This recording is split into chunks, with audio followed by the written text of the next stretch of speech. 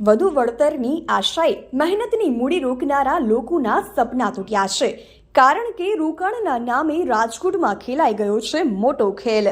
મામલો છે રાજકોટમાં જાડેજા બ્રધર્સ ઇન્વેસ્ટમેન્ટ પેઢીનો. લાલચ હતી દર મહિને 3% વ્યાજની, પણ પરિણામ શું આવ્યું? ઓફિસને તાળા અને કરોડો રૂપિયાનો ધુમાડો. રાજકોટમાં વધુ એક ઇન્વેસ્ટમેન્ટ કંપની દ્વારા છેતરપિંડીનો મામલો સામે આવ્યો છે. સોશિયલ મીડિયા પર મોટી જાહેરાતો આપીને વધુ ઇન્કમ અને આકર્ષક રિટર્ન આપવાની લાલચ આપીને લોકોને રોકાણ કરવા પ્રેરવામાં આવતા હતા. અયોધ્યા સર્કલ પાસે રનવે હાઇટ્સમાં ઓફિસ ધરાવતી Jadeja brothers gain service private limited company દ્વારા વર્ષ 2022થી વિવિધ સ્કીમો ચલાવવામાં આવતી હતી.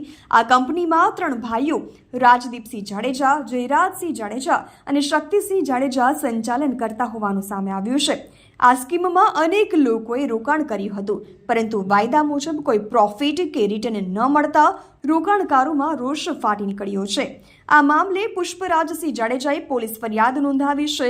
ફરિયાદીનો આરોપ છે કે તેમના આશરે 62 લાખ રૂપિયા આ સ્કીમમાં ફસાયા છે અને જ્યારે માંગણી કરવામાં આવી ત્યારે જાનથી મારી નાખવાની ધમકી પણ આપવામાં આવી હોવાનું પુષ્પરાજસિંહે મીડિયાને જણાવ્યું છે.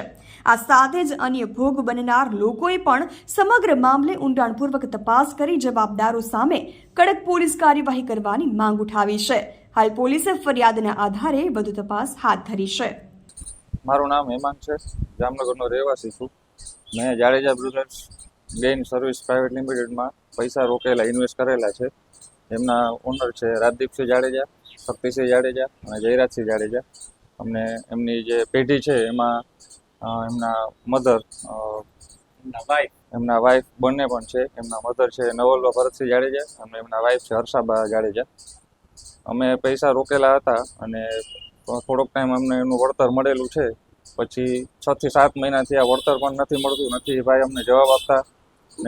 જવાબ આપે છે અને ધમકીઓ આપે છે વાયા મીડિયા. અને અત્યારે અમને એના અંગત એક મિત્ર વર્તુળમાંથી અમને એવી માહિતી મળી છે કે આ લોકો અત્યારે વિદેશ જવાની ફિરાકમાં છે. જે કોઈ આ જાડેજા બ્રધર્સમાં ભોગ બન્યા હોય તે સામે આવે જલ્દીથી જલ્દી. આપણે બધા સાથે મળી અને આપણે સીપી સાહેબને રજૂઆત કરી કે જેથી કરીને આનું નિરાકરણ આવે અને આપણા પૈસા જલ્દીથી જલ્દી આપણને પાછા મળી જાય. અમને એની ઓફિસ છે એ 150 રિંગ રોડ ઉપર રનવે હાઇટ્સમાં છે, 612 ને 613 નંબરની. અને સ્પાયર 2 માં એમની ઓફિસ છે બીજી. 62 લાખ રૂપિયાનું મારું એમાં રોકાણ, મારા 20 લાખ રૂપિયા. આ ભાઈના 20 લાખ રૂપિયા છે. આ ભાઈ જામનગરથી આવ્યા છે. હજી 2 જણા મને અમદાવાદથી કોલ આવ્યો હતો. અમદાવાદથી પણ 2 જણા ની સાથે મારે વાત થઈ છે. એ લોકોના 50 લાખની આજુબાજુ છે. મોરબીથી મને માહિતી મળેલ છે કે મોરબીના લોકોના, મોરબી રહેવાસીના પૈસા છે, રાજકોટ સિટીના એટલા પૈસા છે. આ જલ્દીથી જલ્દી ફરાર થઈ જાય એ પહેલા પોલીસ તંત્રને મારી નમ્ર અપીલ છે કે તમે જલ્દી આની ઉપર કાયદાકીય કાર્યવાહી કરો અને મીડિયાના માધ્યમથી જલ્દીથી જલ્દી અમને ન્યાય મળે.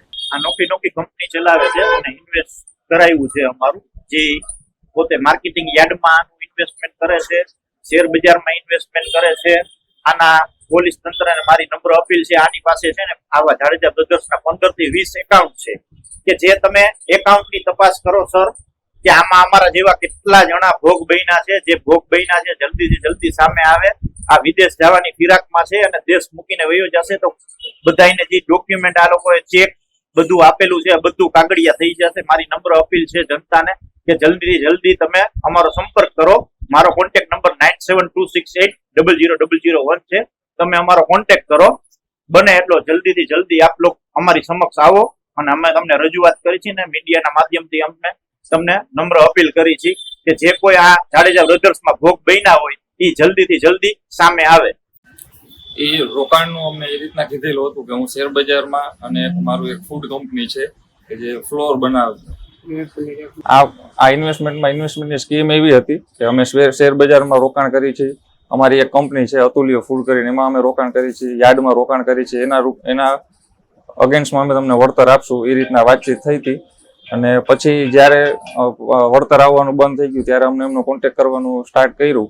તો એને કોન્ટેક્ટ પણ અમારો સાથે થતો નહીં ને રૂબરૂ બે વાર મળેલો છે એ ભાઈ.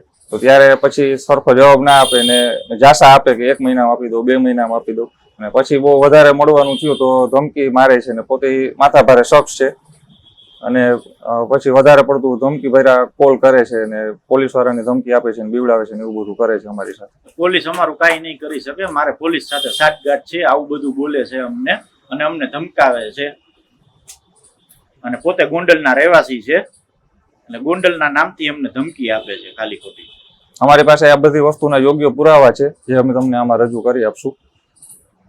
અને હર્ષ સંઘવી સાહેબને અમે રિક્વેસ્ટ કરી છે કે અમને આમાં ન્યાય દીવડાવો, ફટોફટ જલ્દીથી અમને આમાં ન્યાય મળે. અને રાજકોટ સીપી સાહેબને અમે કહી છીએ કે અમને આમાં જલ્દી ન્યાય મળે.